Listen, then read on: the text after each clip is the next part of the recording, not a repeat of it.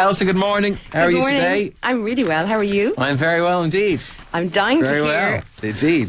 How much weight you've lost. Look what they've given me for you. Look, on the brief for Elsa, they have a full colour photograph of a Big Mac. And I have to say, I've never seen anything so delicious looking in my life. It looks gorgeous. It's juicy and dripping with everything you want. But I'm not going to have one of them. Right, we started this at, I reckon, 12 stone 2 minimum. Minimum. It was post-Christmas. It could have been 12 stone 4. Okay. Last week it was 11 stone 12. Yes. I was starting to get very worried yesterday because during the course of the week I'd only go as hungry once, apart from Tuesday when I felt weak, and that was just my own stupidity. So I was starting to think, you're eating too much, Tom. Firstly, portion size is big. You know, I need to stand up to that. And you've introduced all these new snacks to me as well that I wasn't having previously. So I was a bit worried. But this morning, good news, 11 stone 9. Wow. Yes. So you're down another 3 pounds. Yeah, very happy indeed. Well done. We still more or less have 2 weeks left. Yeah. So I should see 11.6. You've 3 more pounds to go. Yeah, that's the dream. That's impressive. You happy with that? That's very. I'm really, really happy with that. Good. So am I.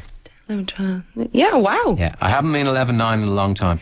Do you know what, if I get to 11.6, now already that's putting me back into normal BMI. Okay, I'm in average BMI normal, which is great, first time in ages. Yeah. And if I get to 11.6, I'll be well inside it.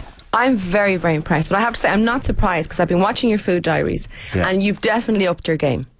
I noticed you've pretty much cut out the bread. Yeah, hardly ever. You've also introduced a lot of really healthy foods, like you're having berries with your porridge, you're including seeds. Yeah. I noticed that you're now getting your head around the healthy snacks. Yeah. I noticed even cottage cheese on an oat cake somewhere in there. Yes, I know. Delicious. Delicious. Yeah. So I'm really pleased. The fact that you say that your hunger levels have dropped off, and the reason why that's happening is because now your blood sugar levels are coming into balance. I feel great. So your appetite has come under control, which is half the battle, isn't it? Yeah, absolutely. Energy-wise, do you feel any different? Yeah, absolutely. Feel great. Feel great.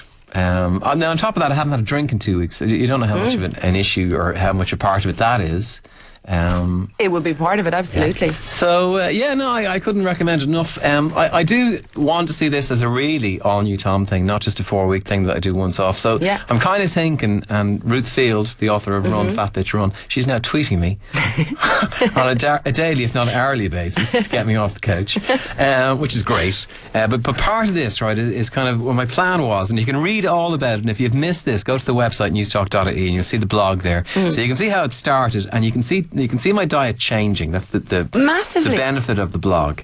You can see patterns being eliminated and new patterns being introduced. And I can start to see your mindset starting to change, because I think in the beginning you were quite resistant to change. I could sense that resistance. It was just like you wanted things to change, but you didn't want to change yourself. And that is, which we all suffer from, but I'm beginning to see now your resistance to change is lessening and lessening, and you're much more open, which is fabulous. So all I can say is, if you want to come with me on this journey, it's all there being revealed on the website, and recommendations from Elsa and connections connections to her website are there as well for you to click on and go there. So it's all there to be revealed. And my plan at this stage is morphing, because January 27th I will be having a drink that night. That's your anniversary. Looking forward to it. No, the anniversary is the next day. All right. I'm having a drink that night as well.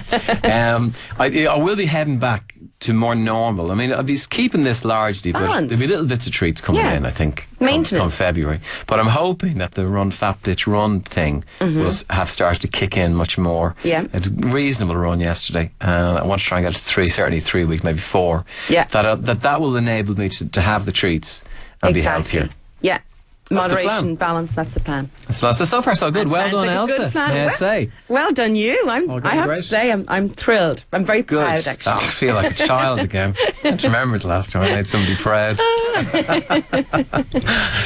stars for you, Tom. Hooray. That's me and Sky getting gold stars this morning. She had a dry nappy. That's how she got it. No comment. Right, so what have you got for me this morning? Today I want to talk to you about emotional eating. All right. Okay. The reason why I want to talk about it is I find with clients who come to see me for weight loss in particular, emotional eating is one of the biggest things that sabotage weight loss. Okay. And emotional eating basically is what it sounds. It means it's eating as a way to sort of suppress or soothe emotions, often negative ones. So things like stress, anger, frustration, fear, even boredom.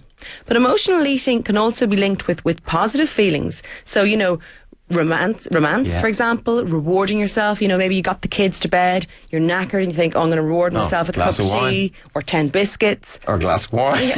or maybe a bottle of wine. That is also part of emotional eating or celebrations. So first off, I want to do a quick little questionnaire with you. Okay, to figure out. Here we go again. Guinea pig steps forward. Here he is. In the red corner, it's the guinea pig. Is Tom Dunn an emotional eater? I would say so, yeah, absolutely. If emotional eating is a day where, you're busy, and then when you get home, the kids are really busy, and you get them to sleep around 8:10 and you feel wrecked, and you feel it's time for a treat for me, and you want something. And in our case, it's always wine. I always want a wine at that point. At the weekend, I want beer. Then yes. So you're an emotional drinker? Yeah. I'd have some food with it. Because it's all, you wouldn't have red wine with a bit of cheese and cracker now, would you? No, would you? No, who would? Mad. Or beer and crisps. Better still. You have two options of your answers here. I'm going to do quick fire questions. There's 10, all right? So your answer is either often or rarely. Right. No in between. No. Often, rarely. Okay. So, Tom. Yes. How often do you eat the wrong foods or overeat when you're feeling down or browned off? I'd say often. Browned off? Haven't heard that phrase in a long time. I know. time. Well, you know what I was going to say, but of course I quickly caught myself there. Browned off was the technical phrase for depression in Ireland during the 50s and 60s. How are you? I'm a bit browned off. Browned off. Right. You're trying to postpone doing something you don't feel like doing. No, rarely. Get stuck in, I do. You're tired and you need a pick-me-up. Yeah, often. You feel stressed or frustrated. Often. You're bored and you just can't think of anything better to do. Often. To reward yourself. Often. I can see where this is going. How often do you eat past the point of just feeling mildly full? Often. How often do you experience a sudden onset of hunger for a specific food? Rarely. I think. Crisps all the time, but anyway, go on, king. How often do you go out of your way to satisfy a particular food craving? Rarely. Now, out of your way would mean, let's say, you're on the couch and all of a sudden you had a big desire for chocolate ice cream. You actually got into your car, went to the garage and got it. Never. Right. Ever. I want a -20 for that. I want that to compensate for some of the other answers. How often do you feel secretive or guilty in relation to what and how much you ate? Never. Never? Never. Okay, so let me tot you up now. I had a good run there. I had about 5 in a row, positive oftens. You are mostly A's. Yeah. But not by much now. All right. So you're kind of middling. All right. So it does suggest that emotional eating is a slight issue for you. Okay. And it could possibly be sabotaging your weight loss efforts. All right. But the good news is, if anyone out there listening did it and scored, it's up on the website, by the way, if they find that they're most definitely nearly all A's, the good news is there are steps that you can take to kind of regain control over your emotional eating. And I've got 4 top tips for you. All of them, the big one I'd say is that once I start eating, I find it very hard to stop. That's classic emotional eating behaviour. Really? Well, actually, the next point I'm going to come to is the first thing to do, really, if you think it might be an issue for you, is to learn how to differentiate between hunger, desire, and cravings. My God. Okay. Right. Okay. So, think about 3 recent occasions when the following occurred, right? So, you hadn't eaten for many hours. Yeah. You felt ravenous. Yeah. There was an empty sensation in your stomach, and your stomach was possibly even rumbling. Yeah. That was hunger, right? So that's genuine hunger, right? Another option would be you ate a full meal, but you still fancied having seconds. That is a desire. Okay. Okay?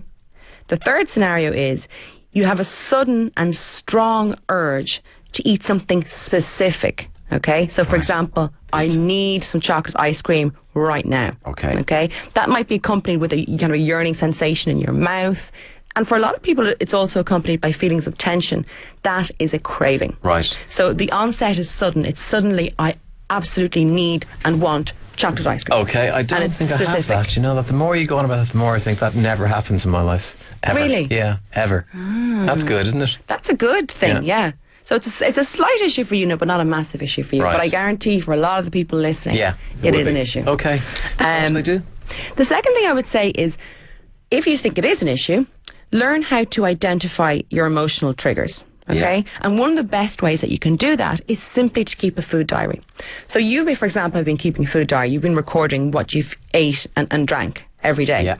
But if you want to do this, you need to go a step further. You need to write down how you were feeling at the time. My God. So record your emotions. So say, massive bowl of pasta with garlic bread, and write down how you felt at the time. Okay. So could be, felt tired, felt stressed, felt angry, had a fight with my husband, child is teething, whatever it is. Okay.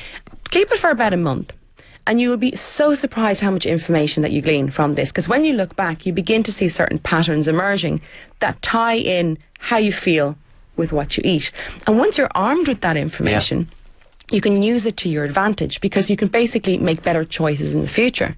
So for example, let's say you had another really stressful morning in work, and this is a really common thing, and your instinct is to kind of go and get a really fatty comfort lunch because you're thinking, oh, I'm just so deserve this. But if you'd kept your food diary, you might think, you might recognise exactly what it is and say to yourself, do you know what? I'm actually just trying to soothe myself here and try to get rid of this stress. Right. So you might say, right, let's make a better choice. Why don't I go for a quick, fast walk around the block, blow off a bit of steam, and then I'll make a decision about lunch. Okay. Right.